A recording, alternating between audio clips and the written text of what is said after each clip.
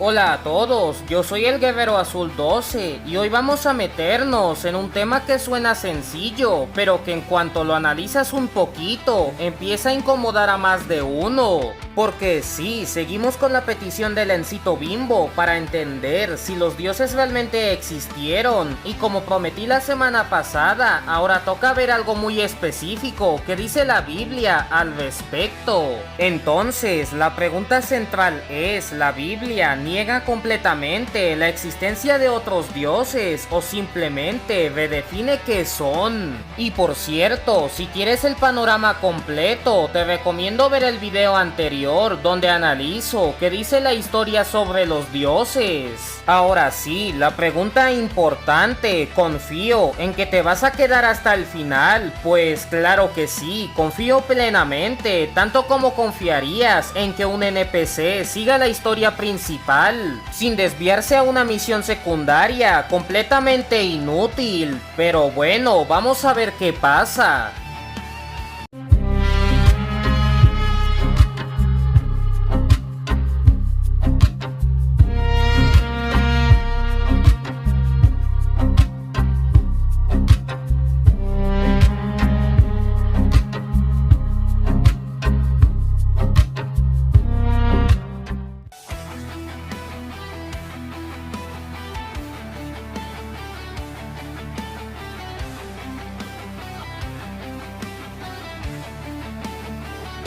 Voy a empezar por el lugar donde la Biblia empieza a volverse interesante respecto a este tema. Génesis capítulo 6 versículos del 1 al 4. Es un fragmento corto, pero tiene más implicaciones que muchos capítulos completos, porque aquí no tienes una historia simbólica fácil de digerir, tienes una escena que parece sacada de otro tipo de narrativa. Hijos de Dios viendo a mujeres humanas, tomándolas, y como resultado los Nefilim, y el texto no explica nada, no te dice quiénes son exactamente, no justifica, no desarrolla. Pero lo verdaderamente incómodo es el contexto. Esto pasa justo antes del diluvio, como si el texto estuviera insinuando que el problema no era solo moral, sino estructural. Como si algo se hubiera roto a un nivel más profundo, que la humanidad se portó mal. Y claro, aquí aparece el término clave, Beneja Elohim, que suena bonito hasta que lo analizas.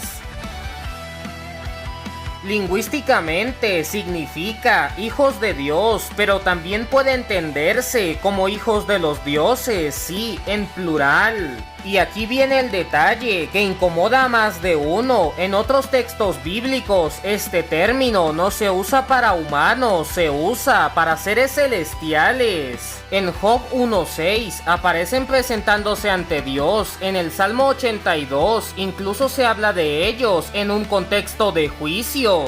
En este punto muchos ignoran que la Biblia acepta la existencia de otros Elohim o dioses, pero los clasifica como seres rebeldes, no como el creador supremo.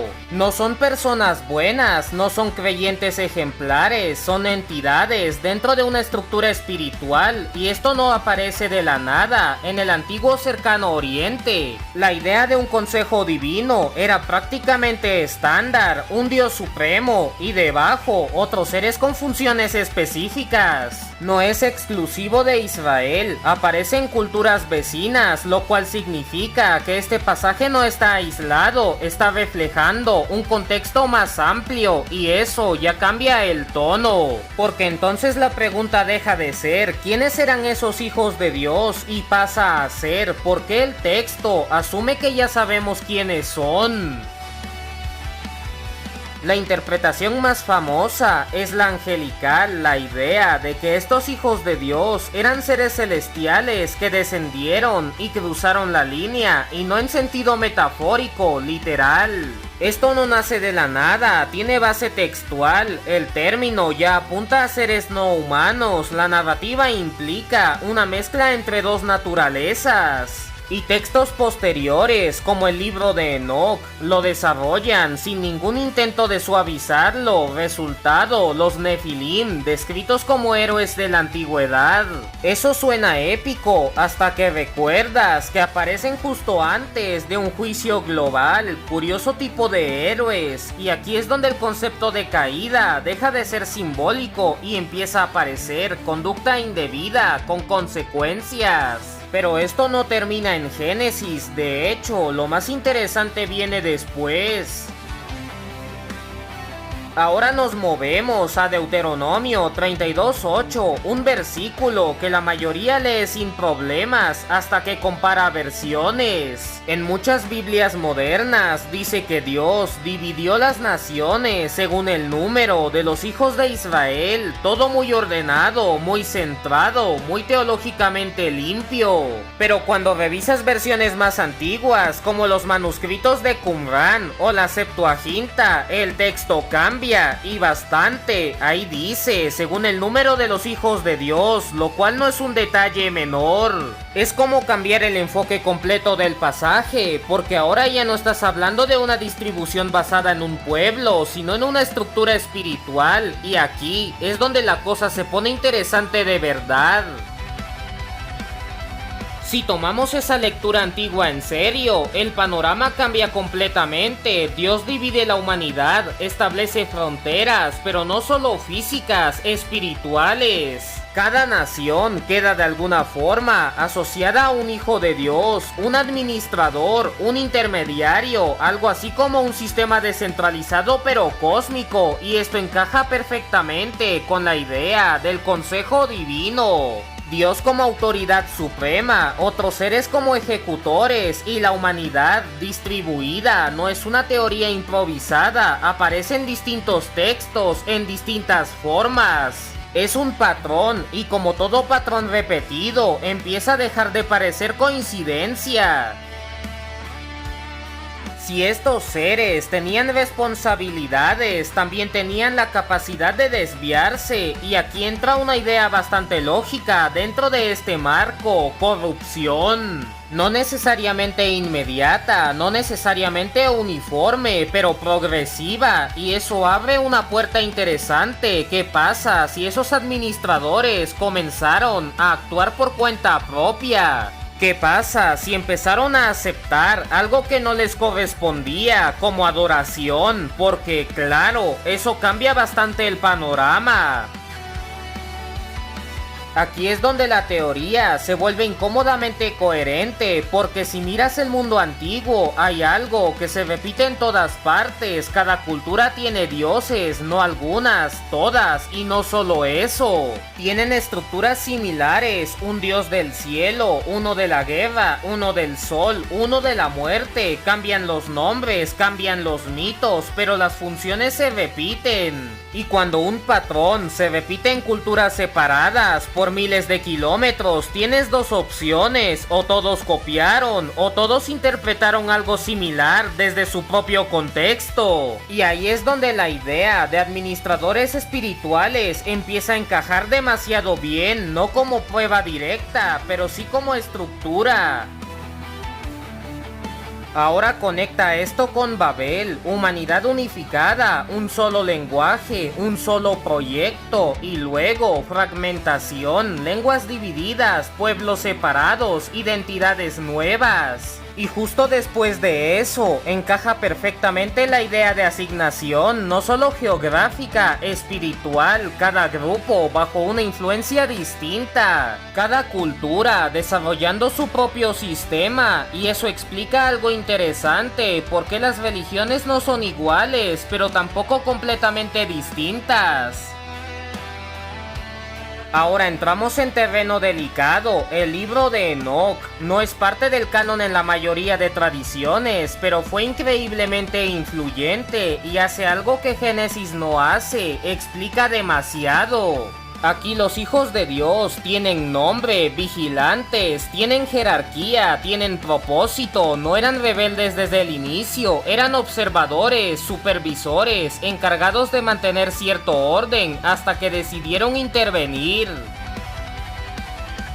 Enoch deja claro algo importante: esto no fue un error, fue una decisión colectiva, organizada, liderada por una figura llamada Semjasa. Y no solo eso, hicieron un juramento, un compromiso consciente, lo cual implica algo bastante serio. Sabían lo que estaban haciendo. No fue tentación momentánea, fue planificación, y eso cambia completamente la narrativa. Luego aparece este ángel, al cual llamaremos Ojos Amarillos, por el personaje de Supernatural, porque si menciono su nombre, el algoritmo se enoja, y sí, sé lo que estás pensando. Originalmente no era un ser infernal, era un vigilante, y aquí la historia deja de ser solo extraña y se vuelve peligrosa. Porque el Ojos Amarillos no solo participa, enseña metalurgia, armas y técnicas de guerra, conocimiento que acelera el desarrollo humano, pero hacia la violencia. Esto ya no es solo una mezcla entre lo humano y lo divino, es una intervención tecnológica y cultural, una aceleración artificial, y si lo ves así, el problema no era solo quién nació, sino que aprendió. En este contexto, los Nefilim dejan de ser un misterio y se vuelven inevitables, resultado de una ruptura, de una mezcla que no debía ocurrir. Y el texto los describe de forma bastante directa: crecen, consumen, se vuelven violentos y eventualmente destruyen. No es una metáfora suave, es una narrativa de colapso y encaja perfectamente con lo que viene después, el diluvio. Si junto todo esto, el panorama deja de ser sencillo. La Biblia no presenta a otros dioses como iguales a Dios, pero tampoco ignora completamente su existencia dentro del marco antiguo. Lo que presenta es algo más complejo, un sistema, una estructura que en algún punto se corrompió, y cuando eso pasa, lo que obtienes no es un mito bonito, es una historia que intenta explicar por qué el mundo terminó necesitando un reinicio. Sí, el diluvio empieza a tener otro significado cuando lo ves desde aquí.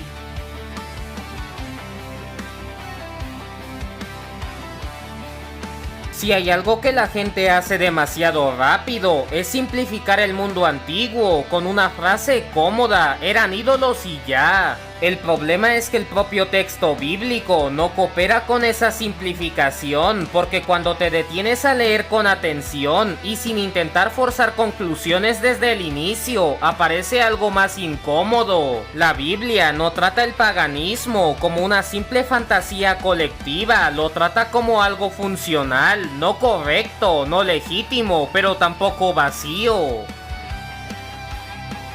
Para entender esto, hay que empezar por el contexto correcto. Cuando Pablo escribe a los Corintios, no está lidiando con gente confundida en un rincón aislado del mundo. Está escribiendo a una ciudad donde la religión no era opcional, era parte del aire: templos, rituales, sacrificios y festividades. Zeus, Artemisa y una lista bastante amplia de deidades que no necesitaban presentación, así que el problema no era si la gente creía, el problema era qué estaba pasando realmente cuando creían. Y aquí es donde Pablo hace algo interesante: no ridiculiza, no descarta, no dice todo esto es nada, hace algo más incómodo, redefine.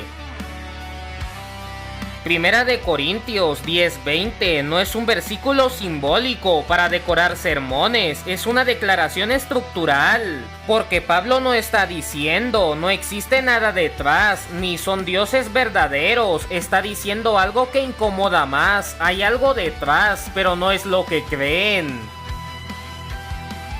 Pablo deja claro en otros momentos algo que parece contradictorio hasta que lo entiendes bien: el ídolo en sí mismo no tiene poder, es madera, piedra o metal, no piensa, no responde, no hace absolutamente nada. Entonces uno podría decir: perfecto, caso cerrado, pero no, porque el problema nunca fue el objeto, el problema es el acto. Cuando alguien sacrifica, ora o rinde culto, está haciendo algo más que interactuar con materia, está participando en un acto espiritual. Y ahí es donde entra la distinción que rompe la lectura superficial. El objeto es irrelevante, el acto tiene consecuencias. El razonamiento de Pablo es quirúrgico, la gente ofrece sacrificios, no lo hace a Dios, entonces lo está dirigiendo a otra cosa. Y esa otra cosa tiene nombre, daimonia, no en el sentido caricaturesco moderno, sino como entidades espirituales. Esto no valida el paganismo, pero tampoco lo reduce a ignorancia. Lo redefine como conexión equivocada pero real, y ese matiz cambia todo. Ahora, si esto fuera solo una idea aislada, podrías descartarla como interpretación puntual, pero no lo es. Aquí es donde otros textos empiezan a encajar de forma coherente. En este punto aparece un detalle que mucha gente pasa por alto. Dios no perdonó a los ángeles que pecaron, sino que los arrojó al Tártaro. Y no es simplemente otra forma de decir infierno. El término usado es específico y único, literalmente. Aparece una sola vez en la Biblia, Tártaro. Un concepto conocido en la cultura griega como el lugar donde terminan los que se rebelan contra el orden establecido, donde caen los titanes, donde termina Cronos después de perder.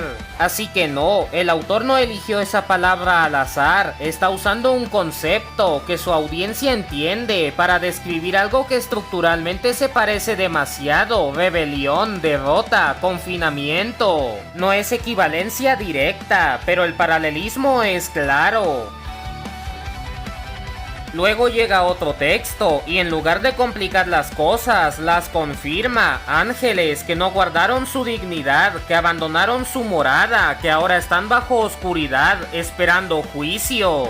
Aquí hay una palabra clave, morada, no suena simplemente a casa, suena a posición, a dominio, a función asignada. Y si conectas esto con lo que ya vimos antes, la idea de estructuras espirituales y de asignaciones, entonces el cuadro empieza a cerrarse. No es solo desobediencia, es abandono de rol. En términos simples, tenían una función y decidieron ignorarla, como suele pasar cuando alguien cree que puede mejorar el sistema por su cuenta. Spoiler, normalmente no termina bien. Si juntas todo, el resultado ya no parece una colección de ideas desconectadas, empieza a parecer un sistema. Pablo habla de entidades detrás del culto, Pedro habla de ángeles rebeldes castigados, Judas habla de esos mismos seres confinados, distintos autores, distintos contextos, misma estructura. Y cuando eso pasa, lo responsable no es ignorarlo, es analizarlo.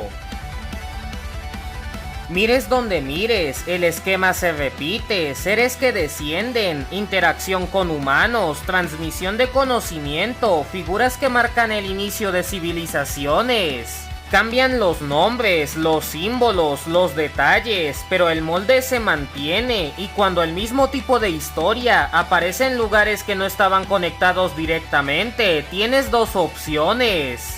O todo es una coincidencia increíblemente consistente, o estás viendo interpretaciones distintas de algo que fue percibido de forma similar. No es prueba definitiva, pero definitivamente tampoco es irrelevante.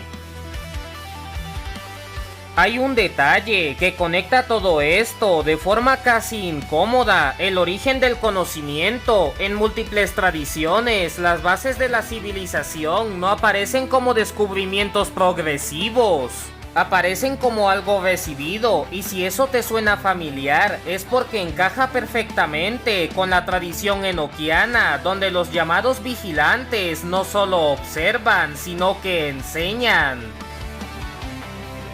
Si unes todas las piezas, el panorama deja de ser caótico y empieza a tener una lógica incómoda. Los ídolos no eran el punto, eran el medio. Y eso cambia completamente la lectura, porque entonces el mundo antiguo no estaba lleno de gente adorando nada, estaba lleno de gente interactuando con algo que no entendían del todo, algo real dentro del marco bíblico, pero profundamente desviado. Y sí, visto así, la frase "eran solo estatuas" se queda bastante corta, pero claro, es más cómoda, y la comodidad nunca ha sido muy buena, explicando realidades complejas.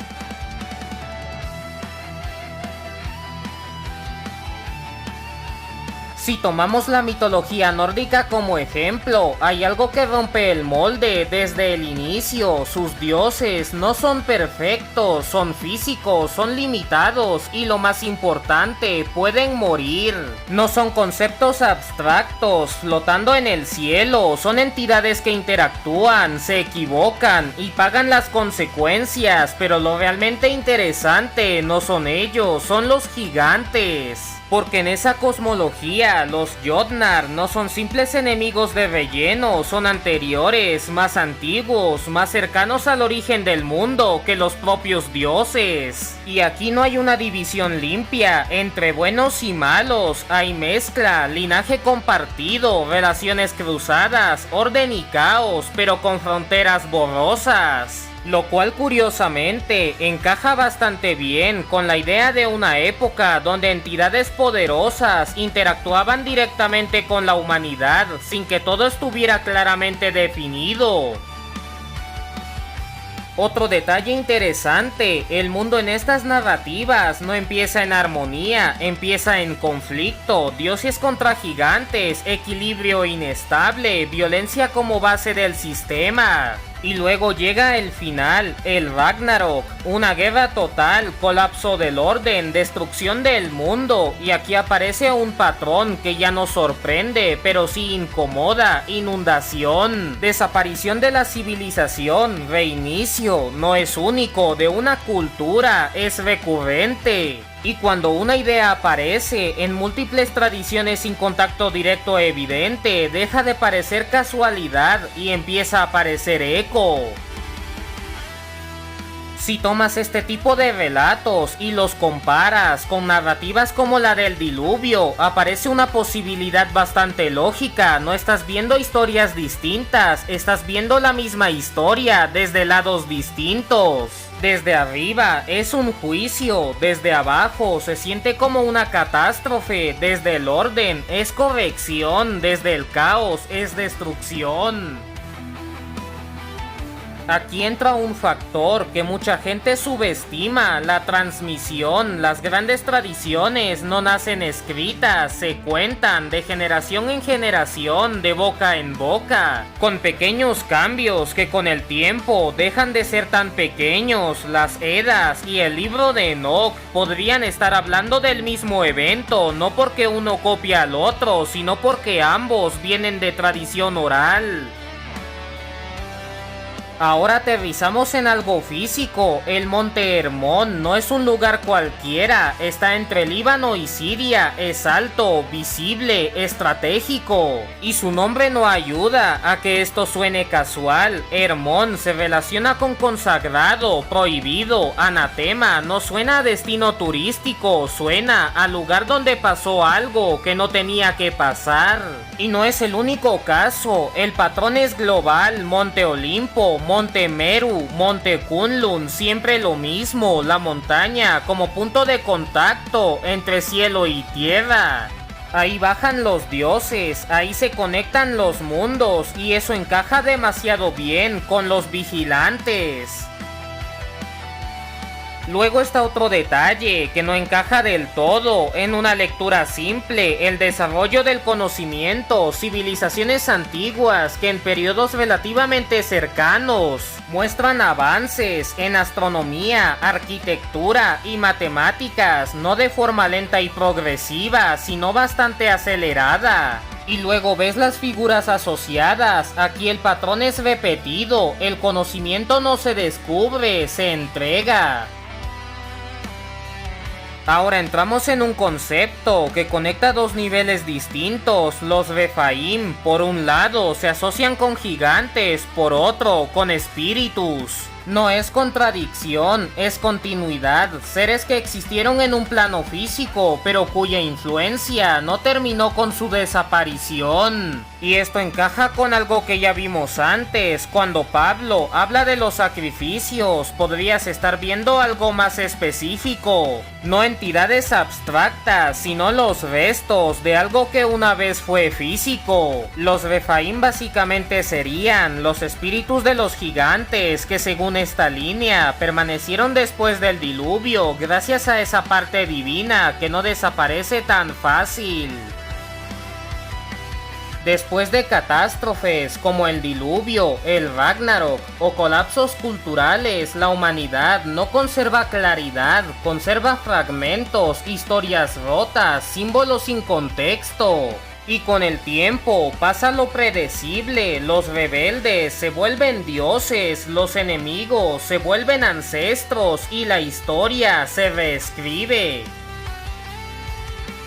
Aquí es donde todo encaja, de forma bastante simple, una historia original, múltiples versiones, algunas enfatizan el orden, otras el poder, otras la supervivencia. No necesariamente se contradicen, simplemente se enfocan en cosas distintas y eso explica por qué tantas culturas terminan con relatos similares sin ser idénticos. No es copia directa, es divergencia. Por último, aquí entra algo más profundo que cualquier teoría, la necesidad de adorar. El hambre no te dice qué comer, pero te deja claro que necesitas hacerlo. Con la trascendencia pasa lo mismo, no define a qué adorar, pero revela que el ser humano está diseñado para buscar algo superior. Siempre pasa lo mismo, busca propósito, entrega devoción, sigue algo más grande, Dios, dioses, ideas, poder, dinero, personas, siempre termina mirando hacia arriba, aunque se equivoque de dirección. Ahora junta todo, relatos antiguos sobre seres superiores, fragmentación cultural, reinterpretación constante, necesidad humana de adorar, y el resultado es inevitable. Tal vez por eso todas las civilizaciones terminaron adorando algo, porque el ser humano parece tener grabada la necesidad de mirar hacia arriba. Y aquí es donde el teléfono descompuesto que mencionamos hace un momento encaja perfecto, dejándonos dos posibilidades. La primera es que esos seres aprovecharon la necesidad humana de adoración, y la segunda, que la humanidad confundió criaturas poderosas con el creador verdadero. El ser humano siempre termina adorando algo, la pregunta es si está adorando al creador o a otra cosa. Y bueno, si llegaste hasta aquí, ya sabes que esto dejó de ser un tema simple hace bastante tiempo, así que gracias por quedarte. Si te gustó el video, ya sabes, dale like, no cuesta nada, no te quita años de vida y a mí me ayuda muchísimo. También quiero leerte, así que comenta, ¿qué opinas de todo esto? ¿Crees que tiene sentido mi interpretación? ¿O tienes otra teoría que valga la pena analizar? Y de paso, dime qué otro tema te gustaría ver, ya sabes que aquí no nos quedamos en lo superficial, así que puedes sugerir lo que quieras. También comparte este video con tus amigos, con tu familia, con ese compañero que siempre dice, eso es puro mito, o si te sientes creativo, compártelo en el grupo de la iglesia, en el grupo del trabajo, en un foro random de internet o directamente con ese NPC que parece que solo está repitiendo algún diálogo secundario. Y claro, suscríbete y activa la campanita, porque si no lo haces, YouTube va a asumir que este contenido no existe. Y después te preguntarás por qué solo te recomienda cosas que no pediste. Yo soy el Guerrero Azul 12, me despido y nos vemos en el próximo video, a menos que algún administrador espiritual decida que ya hablé demasiado y me mande directo al tártaro por andar conectando puntos que supuestamente nadie tenía que conectar. Pero bueno, si eso pasa, al menos ya sabes por dónde iba la cosa.